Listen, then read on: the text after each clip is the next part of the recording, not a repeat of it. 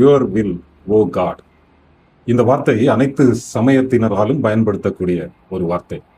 இது ஆண்டவருடைய சாவர்னிட்டி, சர்வ அரசாட்சி அதிகாரத்திற்கு மனிதன் தன்னை முழுவதுமாக அர்ப்பணிக்கின்ற ஒரு ஜெபம், ஒரு விண்ணப்பமாக இதை நாம் சொல்லலாம். கிறிஸ்தவர்கள் கிறிஸ்தவ வாழ்வியலிலே இயேசு கிறிஸ்துவின் உபதேசங்களிலே மிக முக்கியமாக சொல்லப்பட்ட, இயேசு செய்து காட்டிய ஒரு ஜெபத்தின் ஒரு பகுதிதான் இந்த வாசகம், யுவர் வில் ஓ காட், உம்முடைய சித்தத்தின்படியே ஆக கடவது. வியாகுல வியாழனை எதிர்நோக்கி கொண்டிருக்கின்ற இந்த தவக்காலத்திலே வியாகுல வியாழனை மையமாக கொண்டு பொதுவாக சிந்திக்கப்படக்கூடிய 4 காரியங்களை இந்த நாளிலே உங்களோடு பகிர்ந்து கொள்ள விரும்புகின்றேன்.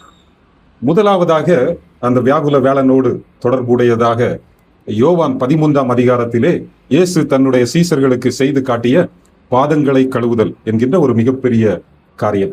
பொதுவாக தலைவர்கள் தொண்டர்களின் பாதங்களை கழுவுவது எந்த சரித்திரத்திலும் இடம்பெறாத ஒரு காரியம். இயேசு கிறிஸ்து மாத்திரம் அதை செய்து காட்டினார். அவரே சொன்னார், யோவான் 13ஆம் அதிகாரம் 16ஆம் வசனத்திலே, ஊழியக்காரன் தன் எஜமானிலும் பெரியவன் அல்ல, அனுப்பப்பட்டவன் தன்னை அனுப்பினவரிலும் பெரியவன் அல்ல. ஊழியக்காரன் எஜமானிலும் பெரியவன் அல்ல என்று இயேசு சொல்லுகிறார். ஆக இங்கு இயேசு கிறிஸ்து நிச்சயமாக சர்வலோக ஜனங்களுக்கும் எஜமானன். அவர் தன்னுடைய ஊழியக்காரரின் கால்களை கழுவுகிறார். அது கழுவுகின்ற சூழல் யோவான் சுவிசேஷத்தில் அழகாக சொல்லப்பட்டிருக்கிறது. யோவான் 13:3, தம்முடைய கையில் பிதா எல்லாவற்றையும் ஒப்பு கொடுத்தார் என்பதையும் தாம் தேவனிடத்திலிருந்து வந்ததையும் தேவனிடத்திற்கு போகிறதையும் இயேசு அறிந்து.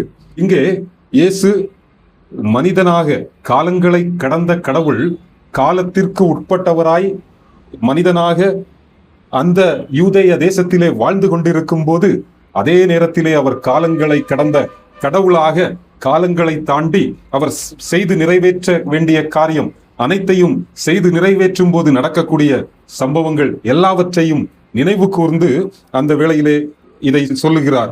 தம்முடைய கையில் பிதா எல்லாவற்றையும் ஒப்பு கொடுத்தார் என்பதையும் தாம் தேவனிடத்திலிருந்து வந்ததையும் தேவனிடத்திற்கு போகிறதையும் இயேசு அறிந்து. இங்கே அவர் தேவனிடத்தில் வந்தது பாஸ்ட், தேவனிடத்திற்கு போகிறது ஃபியூச்சர், கரண்ட்லி என்னது, ஆண்டவர் எல்லாவற்றையும் அவரிடத்திலே ஒப்பு கொடுத்தார் பிரசன்ட். இது ஒரு நம்முடைய கண்ணோட்டத்திலே நாம் பார்க்கின்ற ஒரு காரியம். நான் ஏற்கனவே சொன்னேன், அவர் கடவுள் காலத்திற்கு உட்பட்டவர் அல்ல, காலங்களை கடந்தவர். அவருக்கு இறந்த காலமும் இல்லை, நிகழ்காலமும் இல்லை, எதிர்காலமும் இல்லை. ஆனால் மனிதனுக்காக அவர் காலங்களுக்கு உட்பட்டு ஒரு மனித உடலிலே மனித சிந்தையோடு, அதாவது இயேசு கிறிஸ்து முழு மனிதனாக முழு கடவுளாக இந்த உலகத்திலே வாழ்ந்தார். அந்த கடவுள் தன்மையை அவர் தன்னுடைய மனித தேவைகளுக்காக ஒருபோதும் பயன்படுத்தவில்லை. அவர் பசியுடன் இருந்தார், தாகத்தால் வறண்டார், சோர்வுற்றார், நித்திரை அவருக்கு இருந்தது, நித்திரை இல்லாமல் கடின பாடுகள் பட்டார். இதெல்லாம் ஒரு மனிதனாக தன்னுடைய வாழ்விலே படக்கூடிய அனைத்து பாடுகளையும் அவர் அனுபவித்தார் என்பதை நமக்கு காட்டுகிறது. அவர் இறந்தோரை உயிரோடு எழுப்பினார், 5000 மேற்பட்டவர்களுக்கு 5 அப்பத்தை கொண்டு போஷித்தார், கண்களை குருடாக பிறந்தவர்களை கண்களை திறந்தார், முடமானவர்களை நடக்கச் செய்தார். ஆனால் இப்படிப்பட்ட தெய்வ வல்லமையை தன்னுடைய சுய தேவைக்காக ஒருபொழுதும் பயன்படுத்தவில்லை. இங்கே ஆண்டவர் அவரிடம் அனைத்தையும் ஒப்பு கொடுத்தார். தொடர்ந்து நாம் திருமறையிலே படிக்கும் போது, முழங்கால்கள் யாவும் அவருக்கு முன்பாக முடங்கும், அவர் தன்னை எல்லாவற்றிற்கும் கீழாக தாழ்த்தினதினாலே எல்லாவற்றிற்கும் மேலாக ஆண்டவர் அவரை உயர்த்தினார் என்று அநேக இடங்களிலே புதிய ஏற்பாடிலே நாம் வாசிக்கின்றோம். ஆக இந்த சூழலிலே ஆண்டவர் அவரை உயர்த்துகிறதை உணர்ந்தவராக, நான் இதை எப்படி யோசிக்கிறேன் என்றால், ஒருவேளை அவருடைய சிந்தையிலே ஒரு சிறிய பெருமையின் தாக்கம், மனித பாவ சரீரத்திலே அவர் இருந்ததினாலே அந்த ஒரு சின்ன பெருமையின் தாக்கம் அவருக்குள் வந்திருக்கலாம். உடனே அவர் என்ன செய்கிறார் பாருங்கள். 13:4ஆம் வசனம் சொல்லுகிறது, அவர் போஜனத்தை விட்டெழுந்து வஸ்திரங்களை கழற்றி வைத்து ஒரு சீலையை எடுத்து அறையிலே கட்டிக்கொண்டு.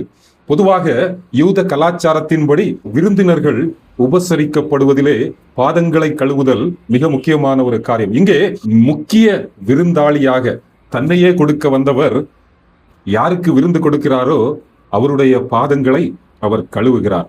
தனக்குள்ளே நான் பெரியவன், ஆண்டவர் என்னை உயர்த்தி இருக்கிறார் என்பதை அறிந்தபோது உடனே அவர் இந்த உலகத்திலே வந்த தேவ அன்பை வெளிக்காட்ட அவர் மேலே இருந்து கீழே இறங்கி வந்தவர் மீண்டும் ஒரு முறை தன்னை தாழ்த்தி தன்னுடைய சீடர்களின் கால்களை கழுவுகிறார். 14வது வசனத்திலே சொல்லுகிறார், ஆண்டவரும் போதகருமாகிய நானே உங்கள் கால்களை கழுவினதுண்டானால் நீங்களும் ஒருவருடைய கால்களை ஒருவர் கழுவ கடவீர்கள்.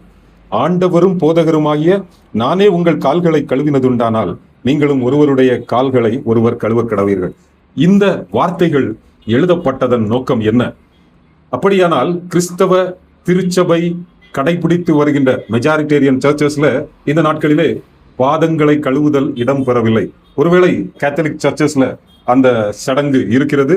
அதை போல சில பெந்தைகோஸ்தே சபைகளிலும் பாதங்களை கழுவுகிற அந்த சடங்கு வைக்கப்பட்டிருக்கிறது. ஆனால் இந்த நாட்களிலே நாம் பாதங்களை கழுவுகிற சடங்கு எப்படி நடக்கும் என்றால், இந்த நாளிலே பாதங்களை கழுவ வேண்டும் என்று ஏற்கனவே ஒரு அனௌன்ஸ்மெண்ட் நமக்கு கிடைக்கும். அதற்காக எல்லாரும் வீட்டில இருந்தே நல்ல காலை நீட்டா கழுவிட்டு என்ன செய்வாங்க, போவாங்க. ஏன்னா யாரும் நம்ம காலை காணிக்கும் போது அழுக்காக இல்லைன்னா அசிங்கமாக தெரிந்து விடக்கூடாது என்று வேணா காலுக்கு மேக்கப் கூட போட்டுட்டு போவாங்க. ஆனால் இப்படி போகும்போது இயேசு தன்னுடைய சீடர்களின் கால்களை கழுவவில்லை. அவர்கள் அந்த நாள் முழுவதும் அதிகமாக பிரயாணத்தினால் களைப்புண்டவர்களாக அழுக்கான கால்களோடு வந்திருந்தார்கள். அந்த சூழலில் இயேசு கழுவினார். அப்படியாகனால் நாம் என்ன செய்ய வேண்டும்? சபையிலே நான் ஒருவருடைய காலை கழுவி விட்டேன், அதனால நான் எல்லாவற்றையும் நிறைவேற்றினேன் என்றால் நிச்சயமாக அதுவும் ஒரு பெருமைக்கு நேராகத்தான் என்னை வழி நடத்துகின்றது. அதாவது சுய திருப்திக்கு நேராய், அதாவது சுயத்தை வலுப்படுத்துகின்ற ஒன்றாகத்தான் அது என்னை வழி நடத்துகிறதே தவிர ஆண்டவருடைய ஆவிக்குரிய தாழ்மையை, உண்மையான தாழ்மையை என்னிலே அது நிச்சயமாக தரவில்லை என்றுதான் அர்த்தம். ஒருவேளை உண்மையாகவே சபையிலே தாழ்மையோடு, அப்படி என்றால் பாஸ்டர் கோயில் பிள்ளைக்கு காலை கழுவி விடணும்.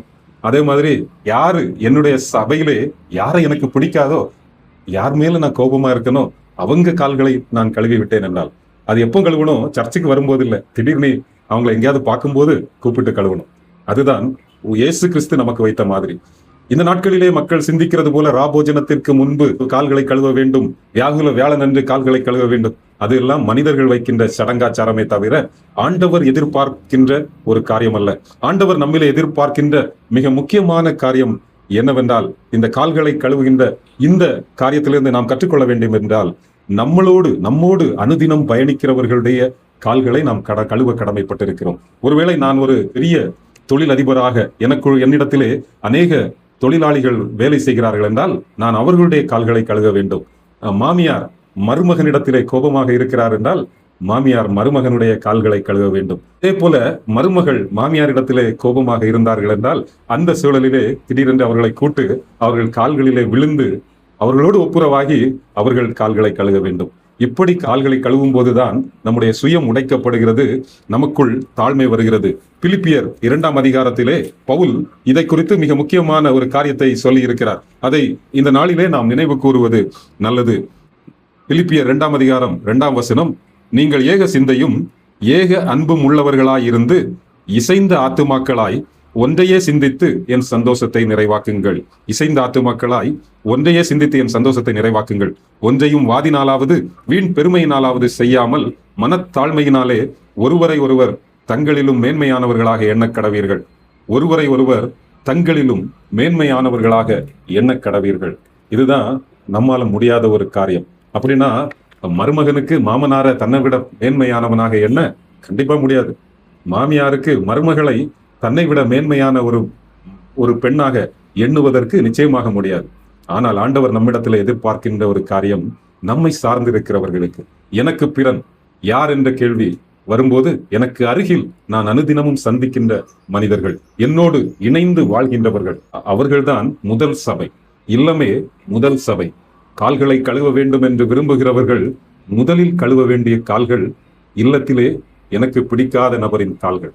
இதை நான் செய்தேன் என்றால் இயேசு கிறிஸ்து எனக்கு வைத்த மாதிரியை நான் பின்பற்றுகிறவனாக இருப்பேன். அப்படிப்பட்ட தெய்வீக தாழ்மையை நானும் சொந்தமாக்கிக் கொள்ள ஆண்டவர் தாமே எனக்கும் உங்களுக்கும் உதவி செய்வாராக. ஆமென்.